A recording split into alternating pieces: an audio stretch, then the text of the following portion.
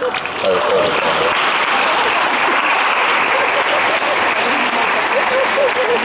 we wanted to explore life's big questions.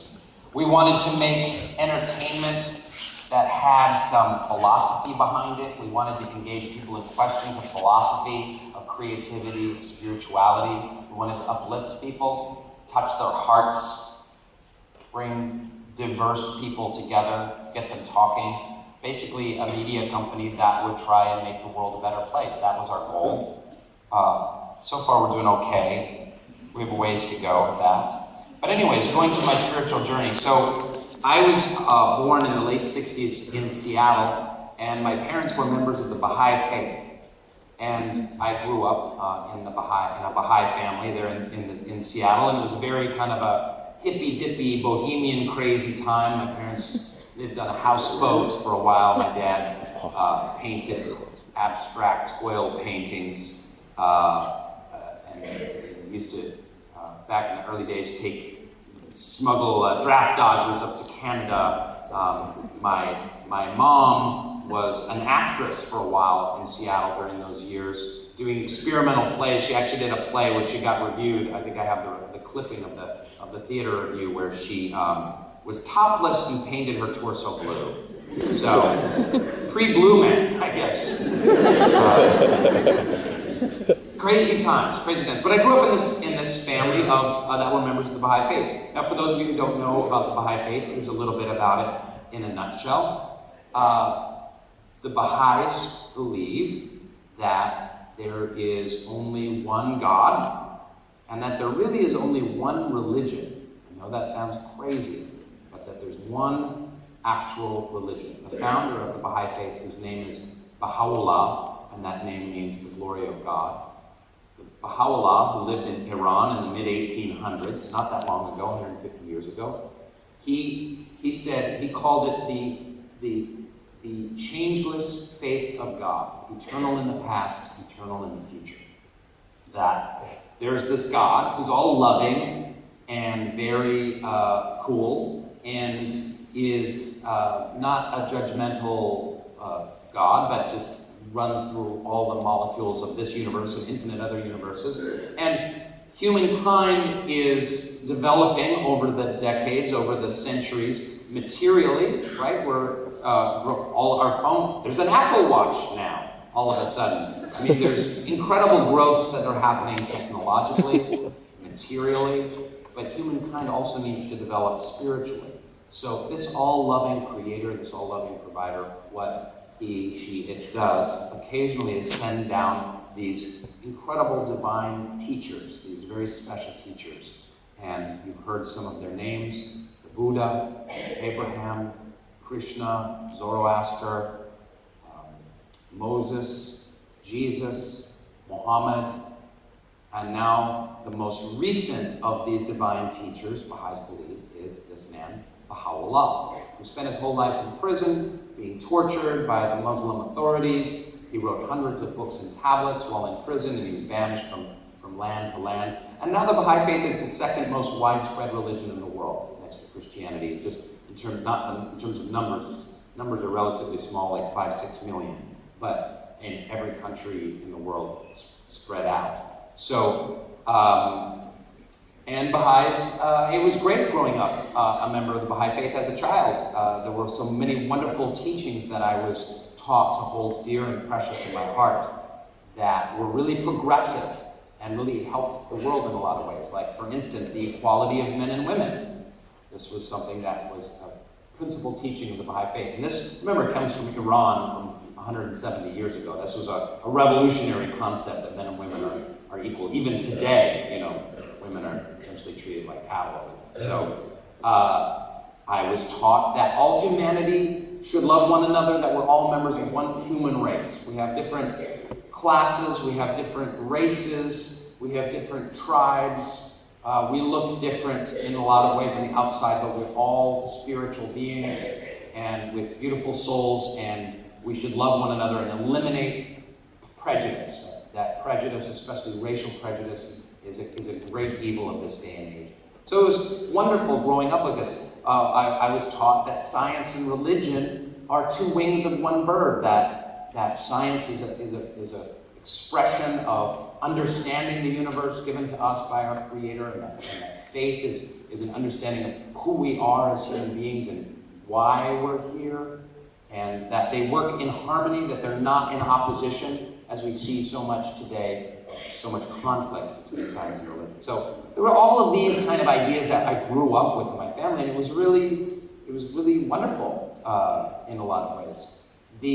My parents were very open to new ideas. Our bookshelves were filled with books on ancient Egyptian religions and Sufism and Sikhism and all the different religious faiths, because Baha'is believe in the Bible and in the Quran and in all of these holy writings, so we were always reading different religious books as I was growing up. In fact, like Jehovah's Witnesses would come knock on the door, and instead of shooing them away, my parents would invite them in and cook them pancakes and talk about the Bible with them for hours.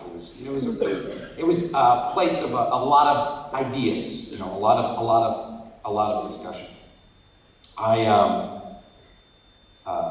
As I got older and went into high school, I found another place to discuss these big ideas that would later become reflected in Soul Pancake, which was a class that I took, a wonderful class called Great Books. And maybe some of you have taken some kind of Great Books course, but it was a year-long just reading the great books of philosophy. We read Nietzsche, we read Kant, we read the Book of Job, we would read Tolstoy, and we didn't write papers, we just discussed the ideas underneath these great writers. And you weren't graded on a paper, you were graded on your ability to really sum up the ideas that the writers had brought and engage with each other in debate, in ancient Greek style. Plato was Socrates, the best at that. And it was just so liberating for me. It was really exciting. In fact, I still keep in touch with my high school Great Books teacher. She was just so inspiring to me. And I think that we all have had inspiring teachers. At the same time, that was my drama teacher was so instrumental in me becoming an actor. I remember I had moved to this high school in Chicago that had a really great drama program, and I was doing some plays and having some success at them. Mostly I was so geeky early on in high school. I was so pimply and nerdy. I played the bassoon. The bassoonist. Anyone? That one? Seriously? It was a tepid clap. Any double reeds at all? One oboist. Okay. I was on the Model United Nations. There we go. Come on. Debate club, computer club, marching band. It wasn't as cool back then. But my high school was the Highlanders, and we had, so we wore kilts. I was in the marching band, and marching band, you can't march with a bassoon. So I played the xylophone. So I was just skinny and pimply in a dress with a xylophone.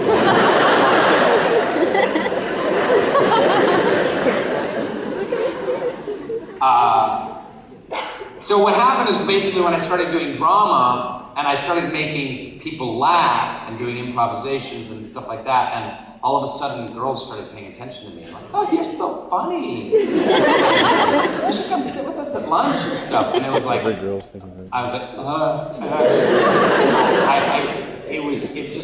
it blew my mind. It blew my mind. And I was done at that point. I was like, I'm gonna be, forget the other kinds of geekdom, I'm gonna be a drama geek. It was full bore. And, but I went to my drama teacher, Suzanne Adams, and I said to her, Ms. Adams, I was so scared because I had this little idea in my head, maybe I could be an actor or something. And it was very strange because although my dad had done painting and I had met when my mom had done a play when I was a baby, but I never knew anyone who ever got paid to do art. We'd meet some crazy poet or something like that, but I never knew anyone who made a living making art, so ever in my life. So I knew there must be people out there who did. There seemed to be books filled with them. There seemed to be galleries, and there seemed to be magazines and books, and there seemed to be actors on stages and on televisions and stuff.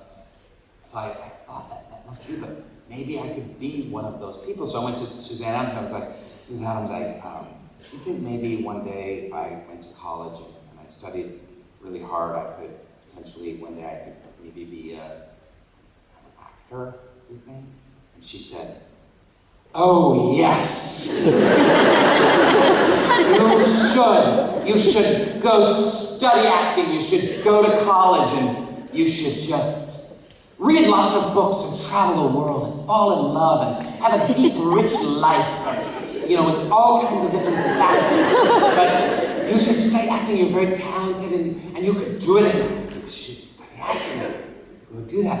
And I was so struck, my heart just opened up like a flower, like it was just like, oh, like I didn't know that such a thing was possible. And can you imagine if Mrs. Adams had been like, well, it's a tough road to hoe. Yeah, good luck. Good luck finding an agent. Can you imagine if she had had that reaction, a cynical reaction instead of a loving, supportive reaction? And it was so exciting to me, and I was filled with the possibilities. And that's what I was saying about teachers. Like, the teachers play such an important role in our educational journey, but also our creative and our spiritual journeys. And I'm sure, let's have a show of hands. How many of you had a teacher